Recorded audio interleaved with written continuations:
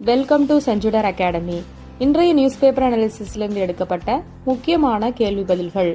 சமீபத்தில் செய்திகளில் காணப்பட்ட கிறிஸ்துமஸ் தீவு எந்த பெருங்கடலில் அமைந்துள்ளது? ஆன்சர் பி, இந்திய பெருங்கடல். சமீபத்தில் கூகுள் இந்திய பெருங்கடலில் அமைந்துள்ள கிறிஸ்துமஸ் தீவில் ஒரு பெரிய செயற்கை நுண்ணறிவு தரவு மையத்தை அமைக்கும் திட்டத்தை அறிவித்துள்ளது. NCLAT தலைவராக மீண்டும் நியமிக்கப்பட்டுள்ளவர் யார்? ஆன்சர் பி, நீதிபதி அசோக் பூஷன் அவர்கள். NCLAT என்பதன் விரிவாக்கம் தேசிய நிறுவன சட்ட மேல்முறையீட்டு தீர்ப்பாயம் என்பதாகும். நவம்பர் 7, 2025 அன்று பிரதமர் நரேந்திர மோடி அவர்கள் தலைமையிலான அமைச்சரவையின் நியமன குழு முன்னாள் உச்சநீதிமன்ற நீதிபதியான அசோக் பூஷனை தேசிய நிறுவன சட்ட மேல்முறையீட்டு தீர்ப்பாயத்தின் தலைவராக மீண்டும் நியமிக்க ஒப்புதல் அளித்தது. சமீபத்தில் காலமான நோபல் பரிசு வென்ற அமெரிக்க உயிரியலாளர் யார்?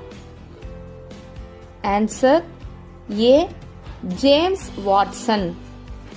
1962 ஆண்டில் James Watson, Francis Crick, Maurice Wilkins மூவரும் இணைந்து DNA இரட்டை சுருள் அமைப்பையும் மரபணு தகவல் பரிமாற்றத்தில் அதனுடைய பங்கையும் கண்டுபிடித்ததற்காக உடலியல் அல்லது மருத்துவத்திற்கான நோபல் பரிசை வென்றனர். சம்பளத்துடன் கூடிய மாதவிடாய் விடுப்பு வழங்கும் முதல் மாநிலம் எது? Answer C, Karnataka.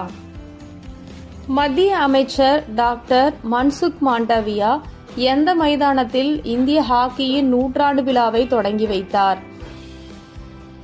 Answer A, Major Dhyan Chand தேசிய மைதானம். அவர் இந்நிகழ்வின் போது இந்திய ஹாக்கியின் 100 ஆண்டுகள் என்ற தலைப்பில் ஒரு நினைவு புத்தகத்தையும் வெளியிட்டார். தேசிய சட்ட சேவைகள் தினம் எப்போது கடைபிடிக்கப்படுகிறது? Answer November 9.